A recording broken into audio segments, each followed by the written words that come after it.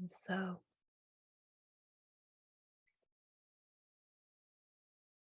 the alive truth is ever fresh, ever now,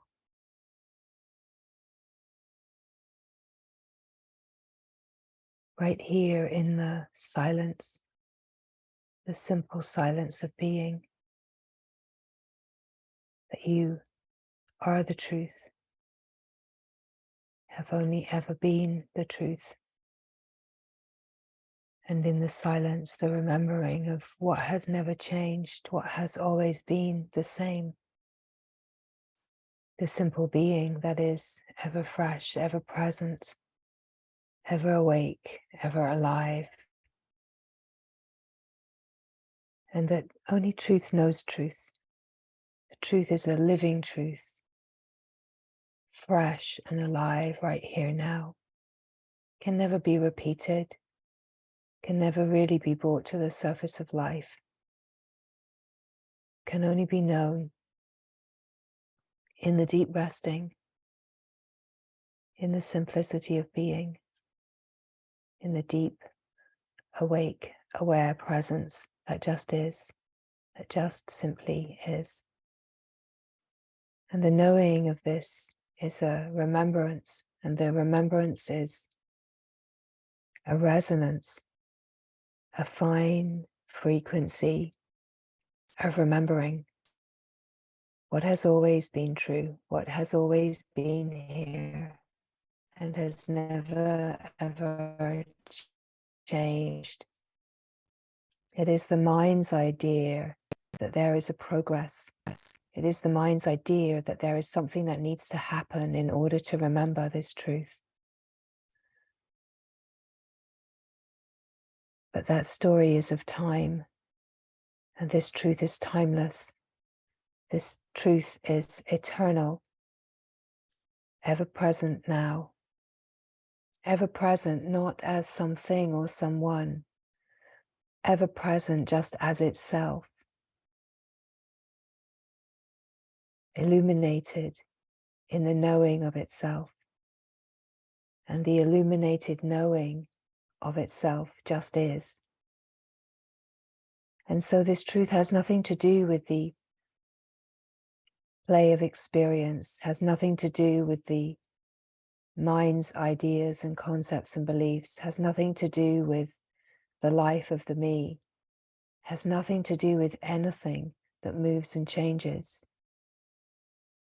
And it is in the absence of the attention going constantly to what is moving and changing that we come to recognize the silent, still presence that is always here, and that it is timeless, eternal.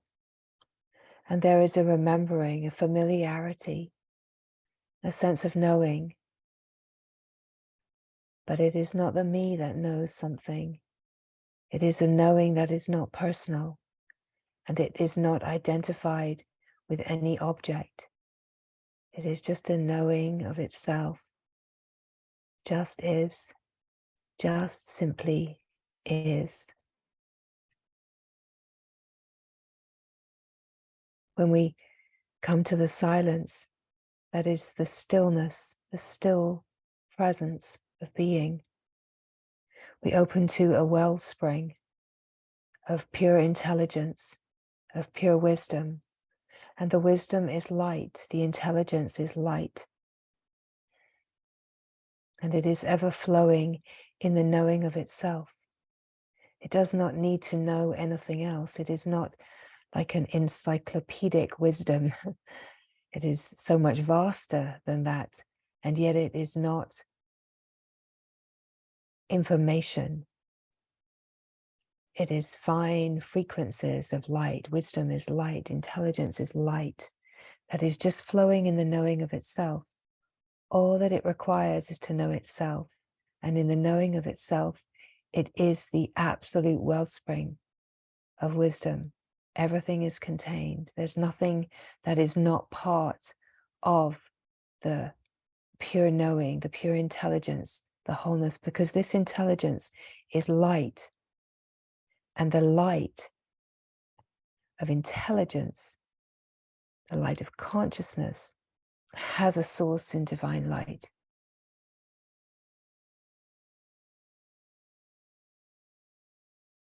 So we're not speaking about concepts or ideas or beliefs. We're not speaking about things. We're not speaking about knowledge that can be acquired and held onto. We're not speaking about learning anything or even understanding anything, not on the level of the mind consciousness. We're speaking of a direct recognition that happens in the field of intelligence, in the field of consciousness, in the absence of the density of mind consciousness, in the relaxation of mind consciousness. Consciousness remembers itself, and you are that consciousness in the process of remembering itself. In essence, nature, you are always consciousness, and you have never been anything other than consciousness. And consciousness itself is in the process of awakening and remembering its own purity. And so these words, as they come, they are the flow of intelligence. Seems like speaking, and yet in truth it is unspoken. It is just the resonance that is relevant. The Great says the words give the mind a distraction, something that the mind can seemingly follow and think that it understands, can think that it's getting it. It can also think that it's not getting it. But where there are two, we want to dissolve the duality back to the oneness. There can never be two in truth.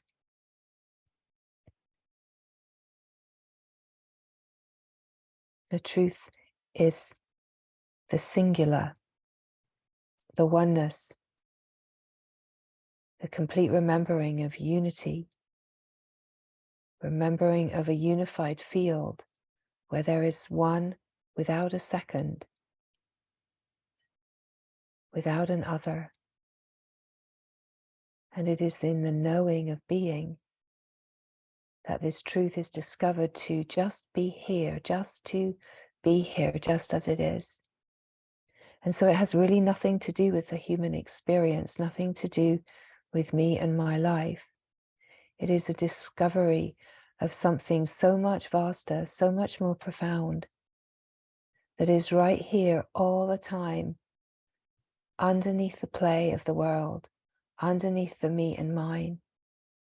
We give so much significance to the play and the particulars and me and my life. And yet none of it has any relevance in this truth. The invitation of satsang is to come to the frequency, the resonance of this truth, and remember. The remembering is a turning inwards, a turning towards yourself, a turning into the silence, a turning into the still silent presence of being, and resting here and recognizing in simple direct remembrance that only this is here. Who are you without memory? What is here now without memory? When you're not referencing the past, when you're not referencing something remembered, who are you? What is actually here?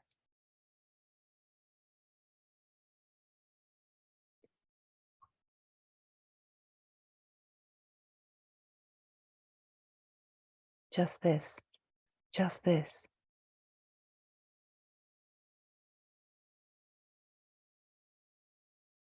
And here there are no buts, no shoulds, no musts.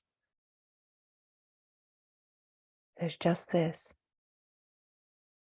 simple being, just this stillness, just this simple truth, a resonance that can be directly experienced and known by itself,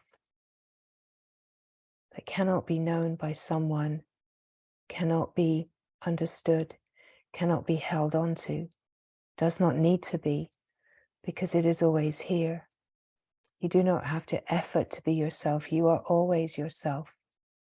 It is just to come to a relaxation where there is not the distraction of the idea of being someone. There's nothing to do. It is really about the relaxation of the idea that you are not, the idea that there's somewhere to get to, the idea that there's something to achieve. And the mind, consciousness could continually say, yes, but that is the experience. It feels like there is. And this invitation is to see through that, to see through whatever the mind thinks needs to happen, and that it's all completely irrelevant. We could say, sure, it seems to the mind like there's somewhere to get, something that needs to happen, but it's not true. It's not truth. Truth is that you already are. The mind consciousness is holding a great misunderstanding that believes that there is some kind of separation. And in the belief of separation, there is the belief that I could possibly come out of separation. But as long as there is an idea of a future where something is going to happen, let's say the point is being missed. What is the point? The point is the full stop. It's the silence. It's the now. It's the already is, already happened. Nothing has ever moved away from the silence. The truth is you always have been. And so there's nothing that needs to happen in order for you to be yourself. It is just about the moment as it is and remembering what you have always been. Remembering the simple silence, and that all that you are is here in the silence. All wisdom that is needed is here in the silence. And so really, the invitation is to remember the silence.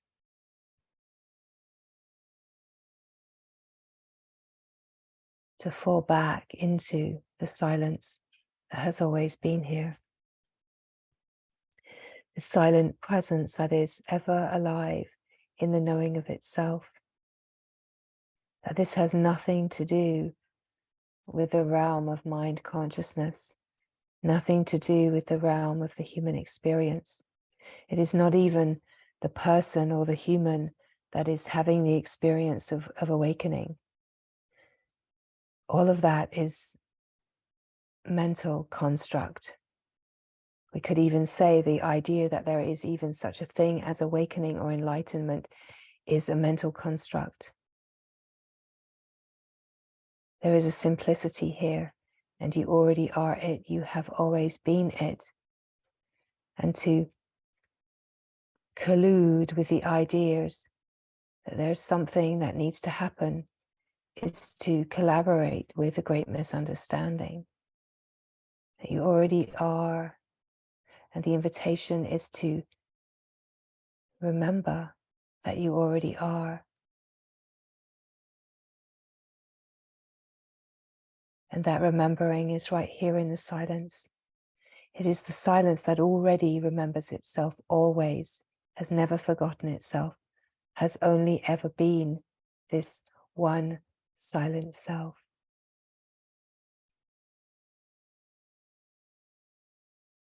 The longing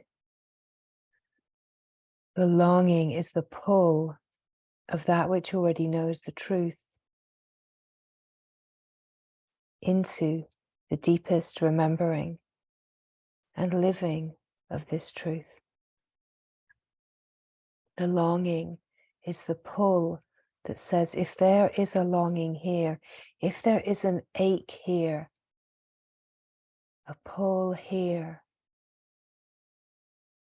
to something greater, vaster, holier, whatever that may look like, Of course, all of that is concept.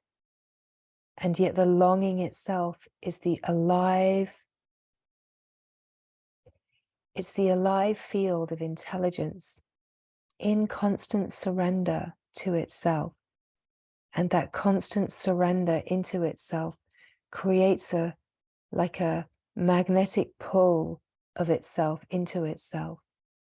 And it brings the feeling of a longing, of an ache, of a draw, because consciousness itself is magnetically pulling itself to remember the purity of being pure conscious awareness, and to move out of the limited patterning that plays as mind consciousness and come to the simple freedom of remembering. Freedom is always here. Freedom is not something that the person gets. It is freedom from personhood that happens in the play of consciousness, we could say. That consciousness itself gives up its idea that it is limited and just opens into the shining, luminous remembering of what has always been. And so the remembering is in the silence, and the silence is a resonant field of awake being, where you can feel the resonance. It is just to attune deeper into the resonance without needing to understand anything, without needing to cling on to anything. Just to be here so present, so fresh, so awake as consciousness itself in the direct remembering, awake, alive, fresh, whole, openness.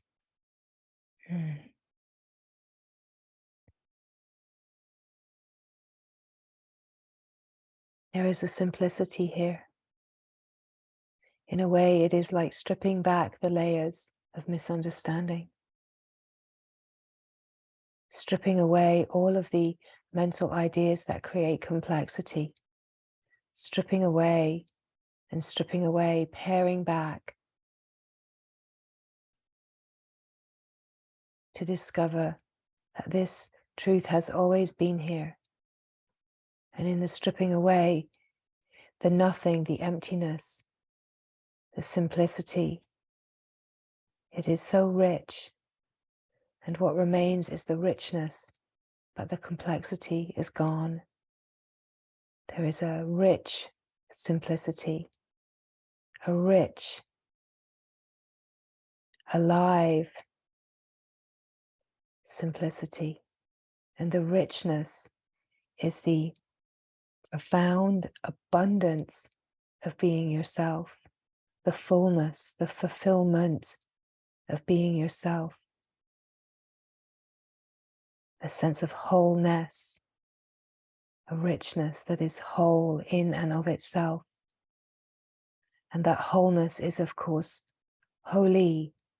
It is holy, true holy, not conceptual holy, true holy. And this is what all beings are longing for, because in truth there is only one longing, and that is the longing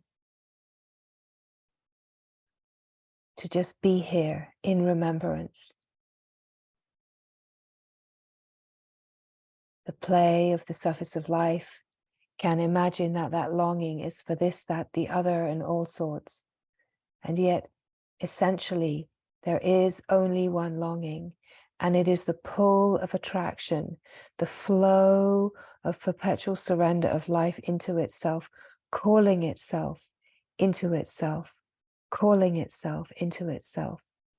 There is nothing to do, there is nothing to understand. It is just to be here in the fresh aliveness, the wildness of the wilderness of true longing, to actually be here, present, feel the ache, feel the pull, feel the natural flow of attraction, which is this flow of surrender,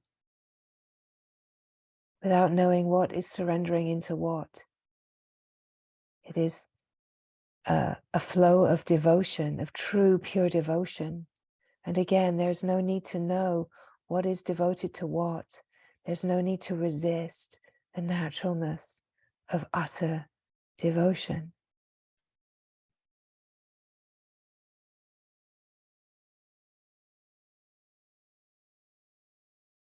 That which is in utter devoted surrender to itself, never leaving itself, always completely whole,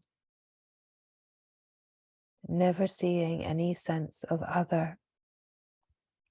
And the invitation is to be here now in the presence of being, to feel the simple silence, the stillness,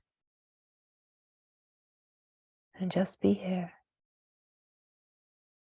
That nothing needs to happen. There's nowhere to go, no one to be. It's just to be here with nothing behind you, nothing in front of you. To just drop it all.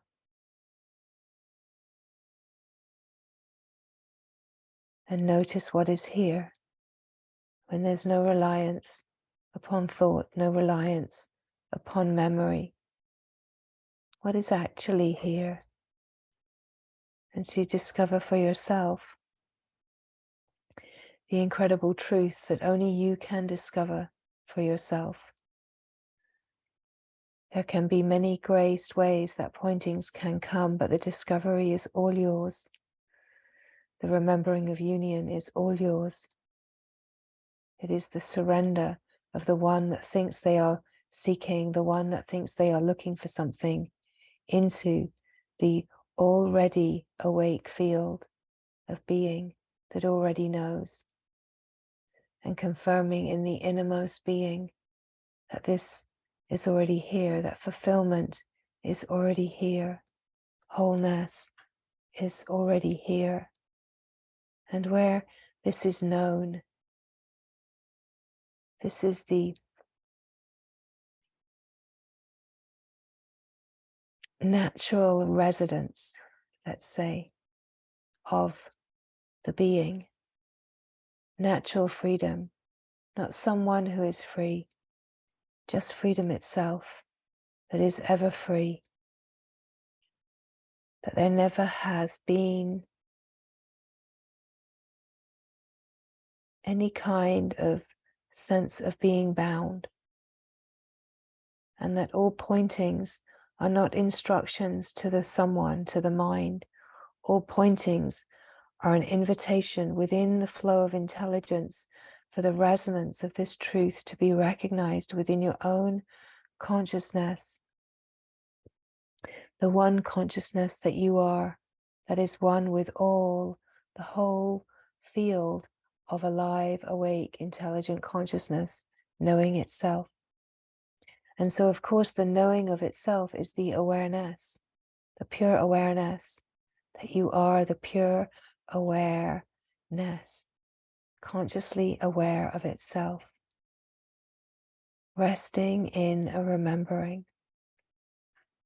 Once consciousness remembers itself, then there is this great profound unfolding within consciousness in itself. It's not an unfolding in time, although it will seem like a process in time in the lived experience. The knowing of the heart in the intelligence is that it is not a process in time. In actuality, it is the purity of the wisdom flow of the intelligence of consciousness carrying itself deeper into the remembering of union. And there is a natural flow of intelligence that's carrying consciousness deeper into itself in order, in truth, for all consciousness to collapse back into the remembering of God, of the divine wholeness. It's not that there are even really stages or levels in the way the mind might interpret and imagine. It's that there is a natural flow of intelligence, a natural momentum, this impulse, like an evolutionary impulse within consciousness. And again, the evolution is not the same kind of evolution that the mind might understand evolution to be. The evolutionary impulse of consciousness is in essence really just the pure knowing, the pull of knowing to know itself, the impulse of that which knows to know itself and carry itself into the deepest possible remembering, back to source, to give creation back to the creator, to dissolve the idea of someone back into silent holiness, to give all that you have imagined yourself to be in utter surrender back to the source and discover oneness with source, divine source. We could say that the source of mind consciousness and body consciousness is pure consciousness, pure conscious awareness. But what is the source of that? What is the light that gives light to consciousness, light to awareness? We use this light to illuminate the light of awareness. We use this light to illuminate, to see through the great misunderstanding. But as we illuminate the great misunderstanding and there is a stripping away in recognition of all that we are not, and the remembering of union, the oneness, we come to follow that light back to discover what is the source of the light of consciousness, what is the source of consciousness.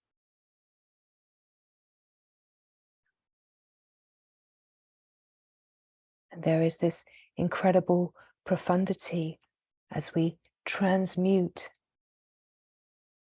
everything that we have imagined can hold us bound, all of the thoughts, all of the beliefs, the conditionings, all of the stresses in the nervous system are refined and cultured. So there is this possibility to remember wholeness, remember divinity,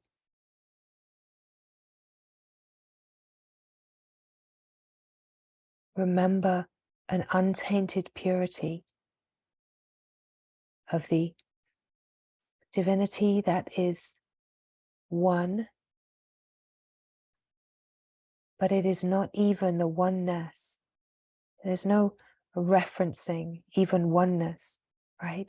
Within the unity consciousness, there's still a subtle play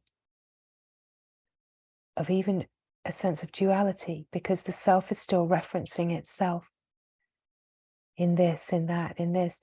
And it's incredibly profound for the self to be referencing itself and finding itself, like gathering all of the pieces of its own wholeness into a depth of remembering. So the process of refinement in the unity phase is incredibly depthful, heart-opening, enlivening, because it is a remembering of being life itself, living itself.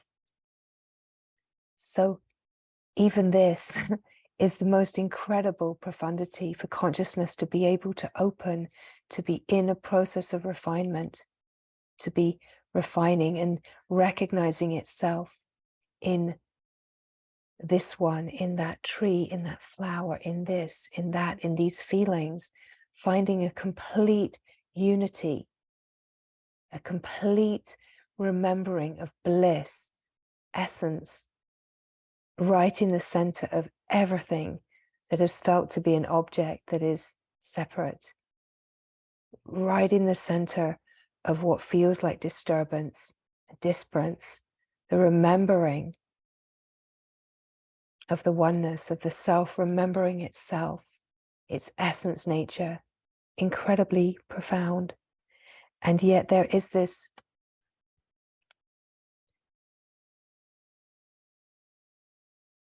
luminous discovery that is right here in the light. Right here in the light, there is this luminous discovery.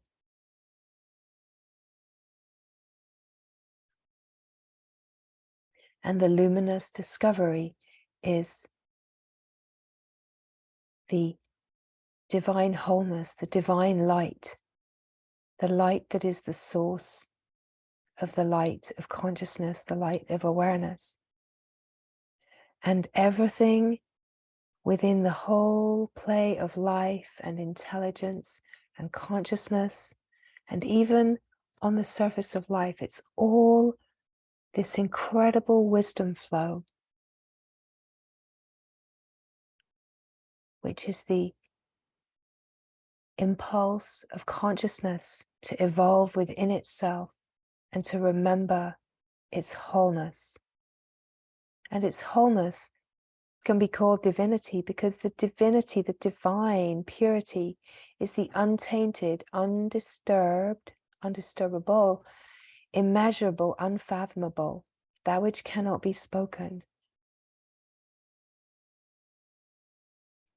So again, there can be so many overlaid concepts about what this is, about what divinity is, about what wholeness is, about what God is, about what the mother is. And yet we are being asked to let go of all the edges, all sense of knowing something, and surrender into the pure knowing, where the only knowing is the knowing of the self, knowing itself, a pure knowing, the being itself, life living itself. And that contrary to the mind's beliefs, there's nothing else to know but yourself. When the self is known, all questions are answered.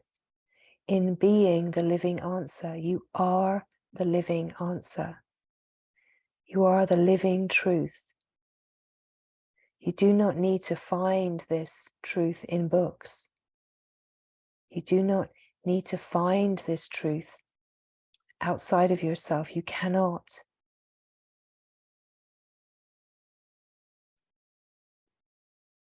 That's where we could say that even pointings are actually happening in consciousness, whatever it looks like to the mind. It's all happening in consciousness. This is really the magic of satsang, is that it looks like one thing on the surface of life, but it's actually not what it looks like. That the appearance of it is completely irrelevant. That in truth, satsang is where there is a pull, a longing in consciousness, a natural momentum that is ripe in consciousness. It creates the appearance to be with itself in order to ripen and mature and remember itself. And that's the incredible wisdom, is that it can create the appearance of anything that is needed to bring consciousness into the releasing of old patterning and remembering of its purity. And so this is what is happening in all of life, all of the time. It's incredible. It's miraculous. And yet it's very natural. This is the flow of divine intelligence that plays as creative intelligence to create an appearance in order to reflect back exactly what consciousness needs to meet, to see, to illuminate, in order to release the old limited patterning and open to remember the unlimited truth. And all that is ever happening is this. All that is ever happening is that the divine intelligence is moving as creative intelligence to create an appearance for consciousness to reflect itself, to see its patterns of limitation and open through the patterns of limitation, transmute. And what that looks like on the surface of life in the lived human experience is feeling the feelings and meeting the sensations, not being swayed by the story and the desire mechanism, and allowing the unraveling, the natural unraveling through the transmutation of limitation in the presence of divine love, in the presence of pure unconditional presence, allowing those patterns to release the conditioned limitation and remember the unlimited. And in the flow of remembering of the unlimited, there is the flow of intelligence, the flow of the knowing, and the sense of being, the sense of remembering freedom, consciousness remembering its purity. Alleluia. Awakeness, always been here, always been like this. And this is the great revelation as things open to this remembrance, is this has always been here. And as there is a deepening, in a way that sense is, well, this is even more obvious. Well, it's always been like this. Has never, ever been any other way. And so the residues of the great misunderstanding, the residues of the sense of separation completely dissolve into the remembering that it could be completely impossible to ever be apart from divine wholeness, that it's a complete impossibility. There never has been any separation. There has only ever been one. And in the knowing, it's a complete impossibility. And as soon as there's any kind of glimpse, flavor of the resonance of that impossibility, there's a sense of freedom and deep surrender that allows the transmutation of any thread that imagines that it could be impossible to be divided and away apart from wholeness. That spark of knowing of the impossibility that is remembered within, the divinity within, is the guiding light. It's the radiant light, the resonant light of truth within, that which already knows. And in the remembering of this, there is a constant, let's say, referencing this abiding truth, this light, this knowing, in the face of anything and everything that wants to distract. And more importantly, what that distraction is any sense that it's possible to be divided. And if there's any sense that it's possible to be divided, it is to come to the remembering and allow the light of pure radiant knowing to illuminate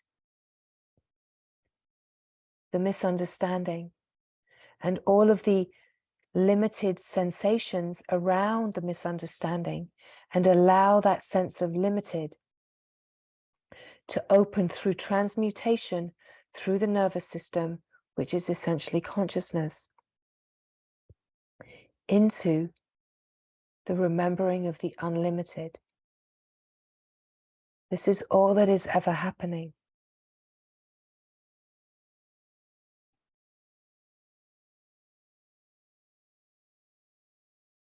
And the whole unfolding is, of course, already one fullness. And it is all about the perspective of seeing.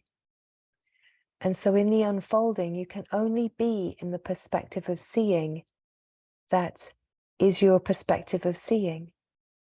And what is so important is to surrender into the perspective of seeing that you have, because if there is any attempt to be somewhere that you are not, you are, of course, in the mind that is striving or conceptualizing that you're somewhere where you're not.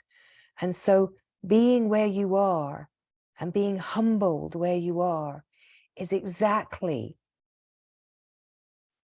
the wisdom process, humbling away, because so much a part of this is that the ego wants, the ego desires, and the ego cannot survive this. It can never get what it wants. And so being in the place of wanting to be somewhere else, or wanting more, or wanting, is this incredible opportunity to be humbled, and for a desire to be illuminated, for a concept to be illuminated, for the great misunderstanding to be illuminated and humbled. And sometimes it can take a long time in the play for there to be a releasing of a mental idea of some kind of spiritual achievement that can act as the main obscuration to actually being completely humbled into dust, being humbled into divinity, right? That the humbling is this edge of having to illuminate, let's say, your own desire, your own delusion, again and again, having to see your own delusion and illuminate your own delusion and be humbled within your own internal experience in the presence of God, in the presence of divine love. The willingness to be humbled, for that letting go to happen, is such an essential, crucial part of this unfolding. And that's why there can never be someone left that's speaking about enlightenment and awakening and what they've achieved and where they are in the process. All of that is mental concept that has to be seen through, humbled through at some point. And there's such a preciousness and profundity in the humbling that we come to.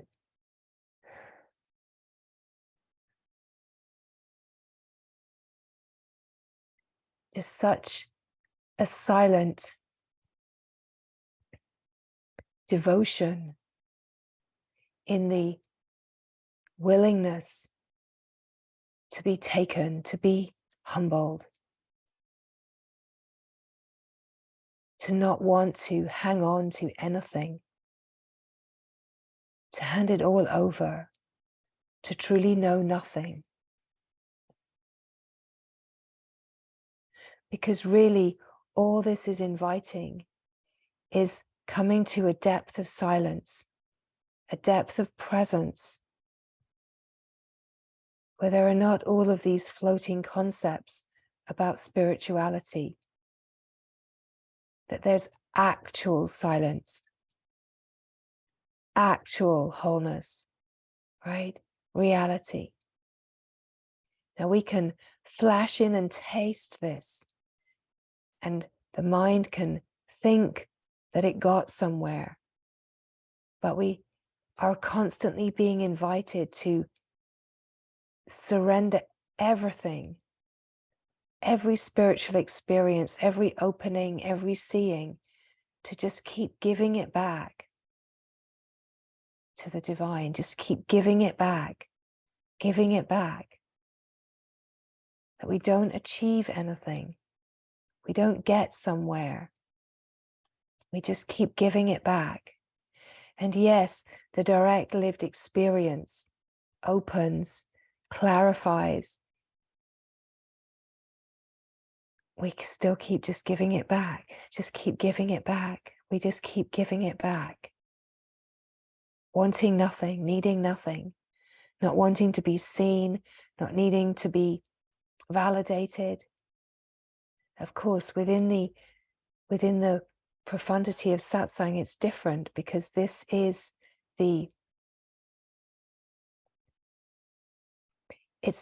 it's consciousness in the presence of itself, in the presence of truth.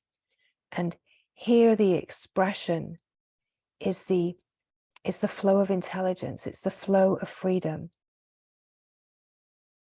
It's the presence of divine wholeness, it's the presence of divine truth.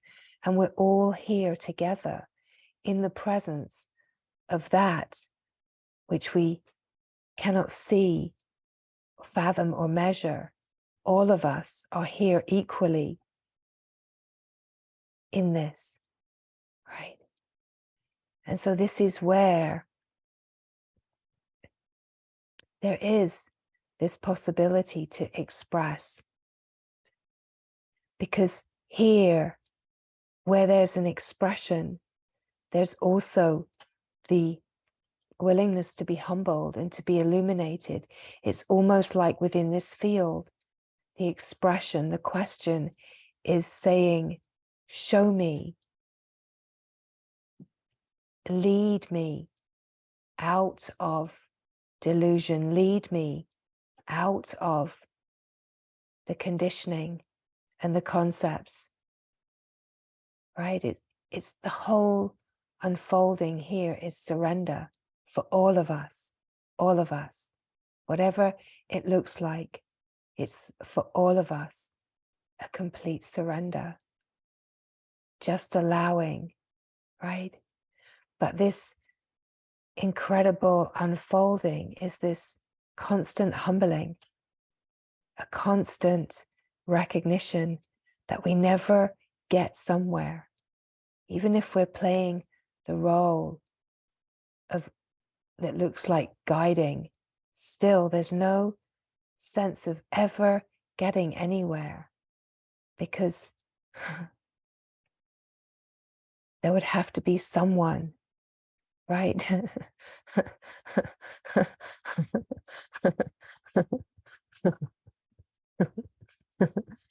So let's hand it over again and again and again, right? Let's just keep handing it over.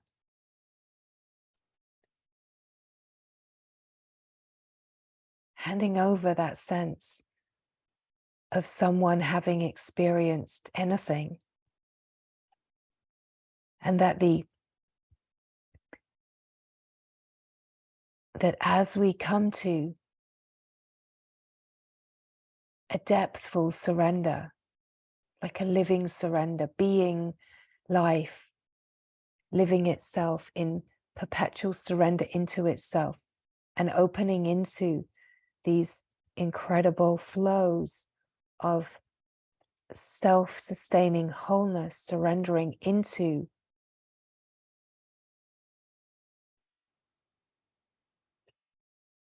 the light in order to sustain itself. Quite simply, this same flow is the flow that is moving through all the frequencies, is this very simple, self-sustaining flow of devoted surrender, of wholeness into itself, in order to, let's say, be ever whole, right? That true wholeness can never be diminished. It never separates. It's never, ever diminished, right? As is spoken in the Upanishads, you can take wholeness from wholeness, and wholeness is still whole, never, ever diminished wholeness, right? So this flow is the flow of devotion, the flow of surrender. And as we deepen, it starts from the feeling of the longing, the pull,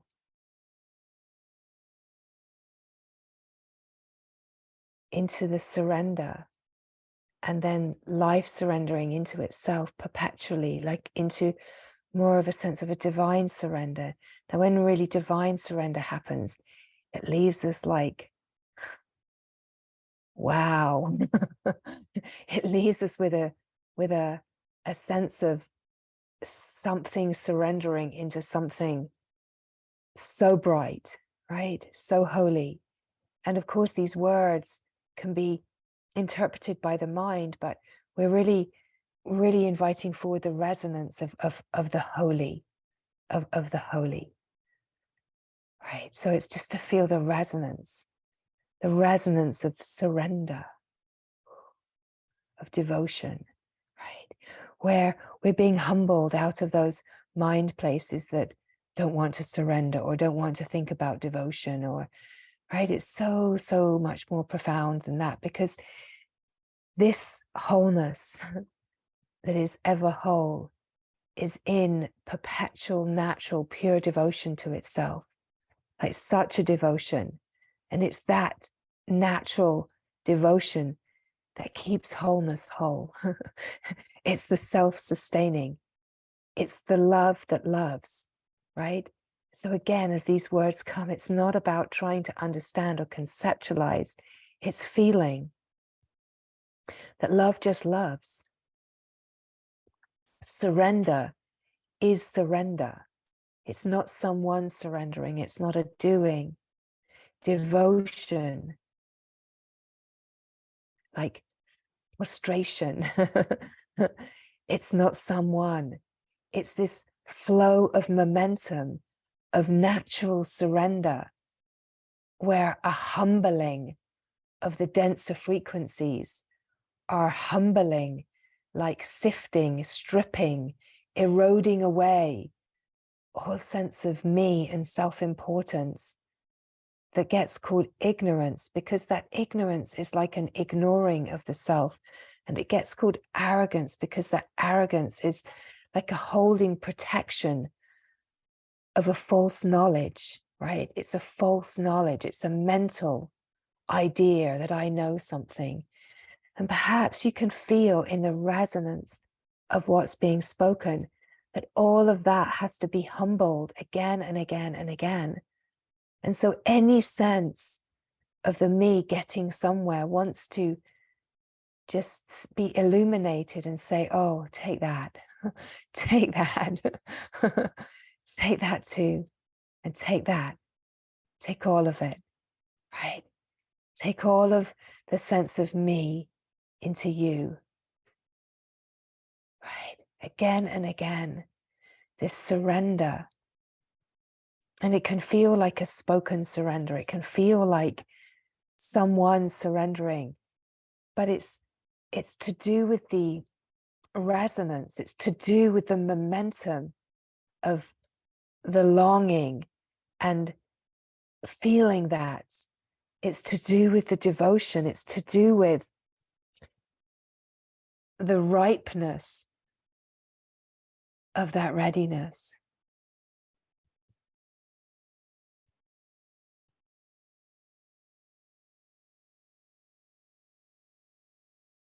As we start to get a sense through being the being and opening and being humbled, we start to get a sense of, in a way, almost just longing to be no one, longing to be nothing, a longing for all of the sense of self-importance and protection to disappear into the grace, whatever that looks like, without knowing what that is, right? And it's a natural part of the unfolding. like a willingness to throw yourself wholeheartedly into the fire of truth, not knowing what that means, and not being attached to, oh, okay, well, I'm ready to throw myself in, but I'd like to hang on to this, and this, right? It's in a way an opportunity then to illuminate the attachments, illuminate, right? And that's, the grace is that it's so kind and so patient and so pure in love, this whole unfolding, that there's no one ever judging you except yourself, right? Divine wholeness isn't judging. Divine wholeness isn't putting a time limit on this. Divine wholeness isn't holding an agenda. That's all the mind. And all of that has to be surrendered again and again and again, right?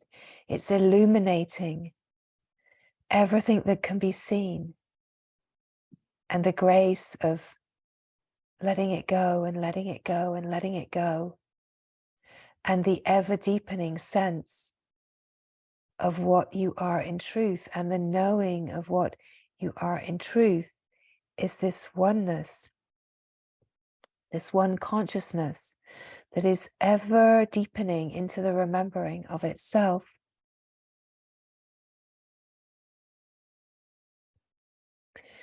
Ever deepening into the remembering of itself. In a way, practicing surrender. Practicing surrender through being life surrendering into itself.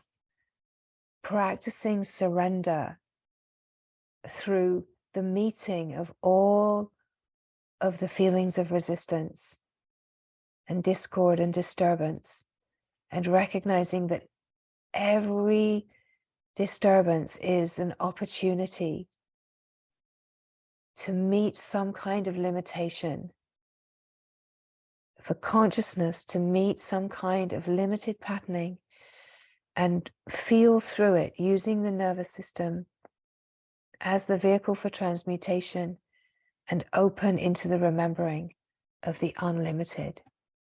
And so this is all that is ever happening. And it doesn't matter on any level, this is all that is ever happening. The perspective of seeing shifts, but the flow and the momentum of the wisdom light is the same. So the words don't matter. There's nothing to achieve, nothing to get to. It's this stripping away to remember what you have always been, to remember who you are in truth, to remember the one. In a way, in our worldly life, the greatest reflection that we are given is the ocean. And that's why we so love to be at the ocean or in the ocean, or even to be in water that is flowing to the ocean, right? Because the ocean is reflecting our oceanic nature, like the oceanic nature of consciousness, the one nectarine field of bliss. So there's something so profound about the ocean, because remembering happens. It's like you can be at the ocean and it's so compelling, and yet somehow it's terrifying because it's so vast and it disappears to infinity at the horizon, right? It disappears into infinity. And to step into the ocean is to step into all ocean, all water, right? To step into consciousness is to step into pure consciousness, into the oneness, to dip your toe in, right? To be immersed in the nectarine field of bliss. It's to feel your disappearance, your emptiness, to give up your self-important sense of power and control and position to a powerlessness and a force of something that is immeasurable, unfathomable,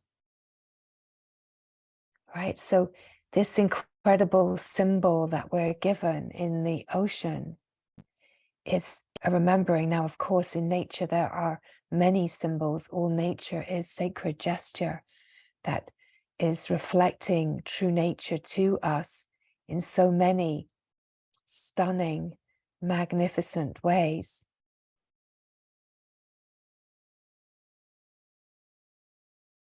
Inviting us to surrender out of the sense of division and remember in the silence, in the stillness, in the flow of intelligence, the lightness of being, the one light, the one essence, the one being that all beings share, that we are naturally flowing from the sense of limitation and surface into the remembering of the depthful, dissolving into the one light, source, essence of all that is, into divine wholeness, into the remembering.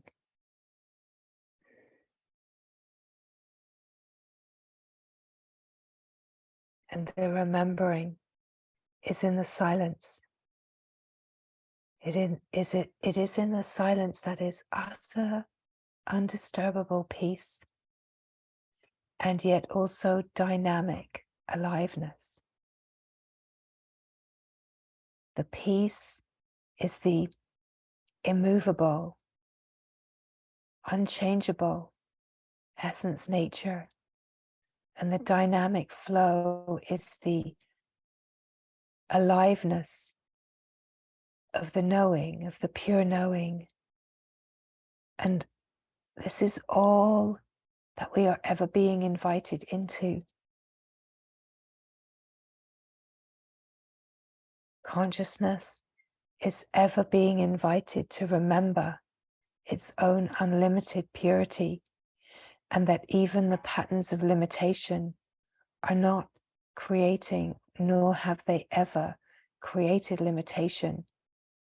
That the idea of limitation is the mind consciousness moving in its limited context and believing in limitation.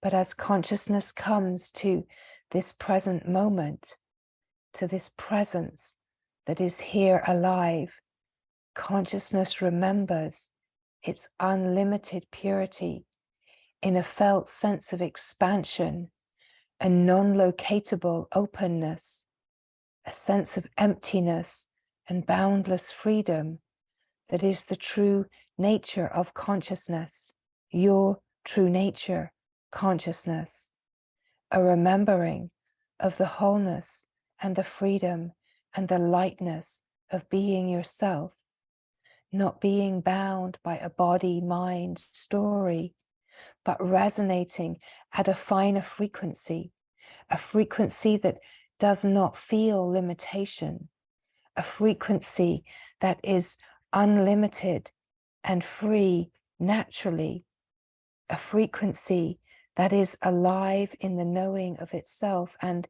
is awake in the knowing of itself. And this is the truth of who you are, consciousness. And the remembering is already alive in you. And it is because of this remembering that is already alive in you, that there is a longing, an ache, a pull to know this truth, to remember. And whatever overlays of description, narrative, and concept that have been imposed upon this, it is to let them all go, consciousness, and know that you are here in your purity and you have never left yourself.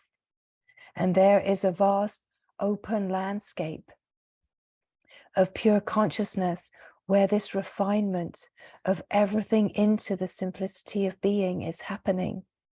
And it is natural intelligence. It is natural law. It is flowing within its own laws of nature that are moving within a natural evolutionary impulse to know all of itself and to bring all of itself out of the patternings of limitation and into the remembering of wholeness all the way through. And this is what is in natural flowing momentum right now. This is the living truth. This is the living integrated life, embodied life, is being this living, constantly integrating truth that these vehicles, vessels, creatures that we are in truth are really vehicles, instruments of transmutation, consciousness that is in the process of transmuting and knowing itself in the fullness. In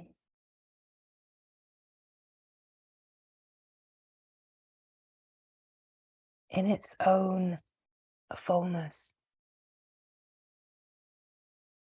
So in this moment, just to feel the resonance, the aliveness, the silence, the being, just as it is present in your direct experience, to be one with your internal knowing, your direct experience, and resting here, resting here.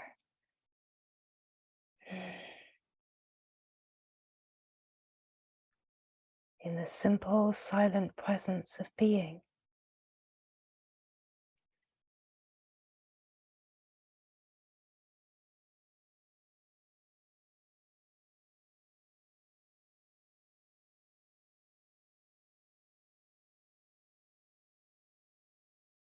The discovery that it is always like this, just like this. That it's not about the appearance, it's about the felt sense of being the being that just is. The appearance will change, the divine play will play on, and it's about resting here, watching the play, but not being identified, feeling that you are undisturbable. As the aware being you are aware of, but never touched or disturbed. Pure peace, immovable, undisturbable peace.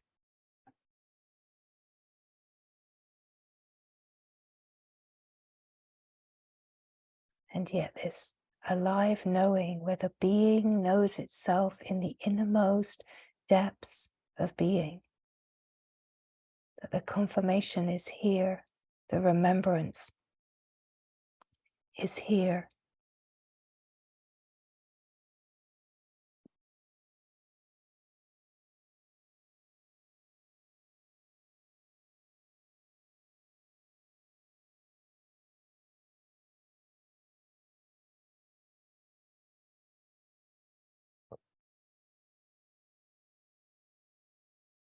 simple living truth, that the truth is ever fresh, ever alive, ever here now.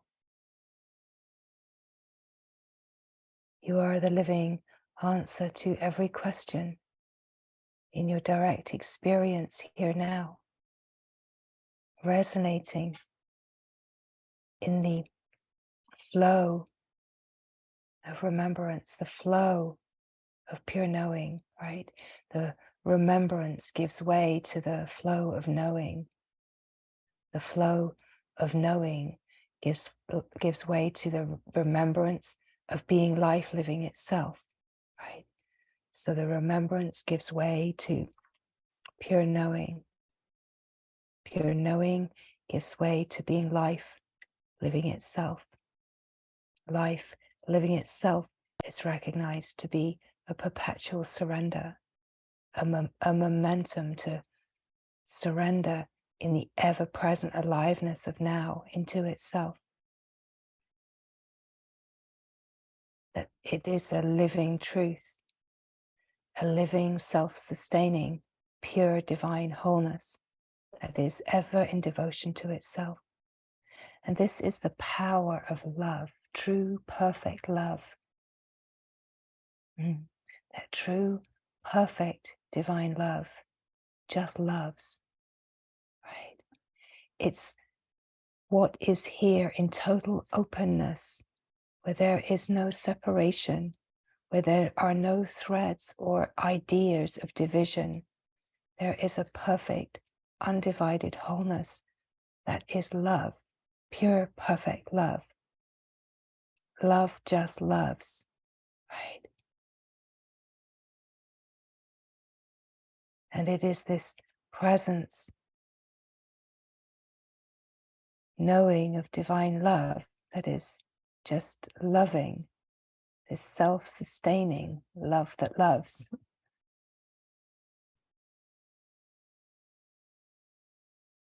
That is the glory. That is divine wholeness.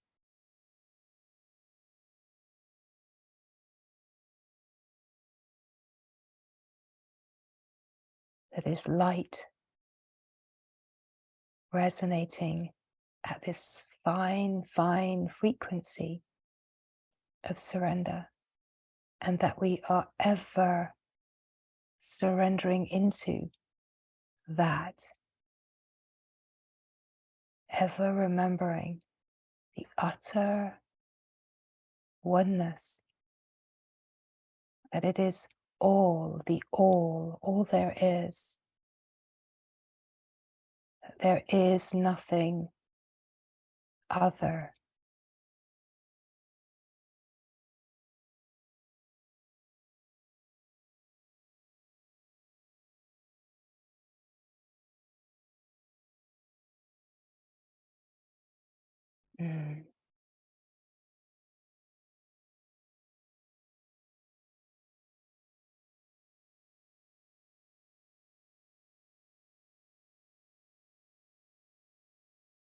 Great glory is shining in every heart, already knowing the great glorious truth.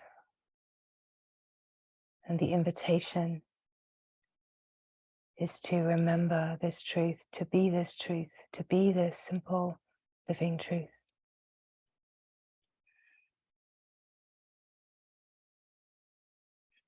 That the presence of now is a constant invitation.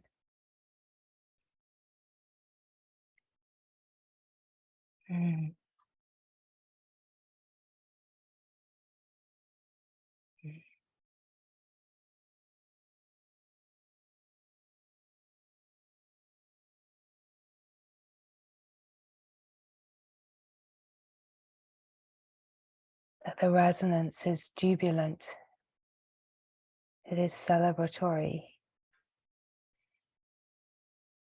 it is the natural joy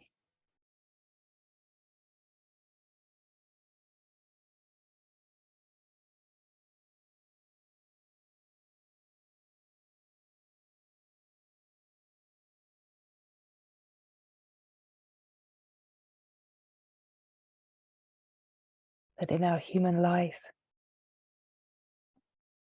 that we can open and open and be the living emanation of this as deeply as it is recognized.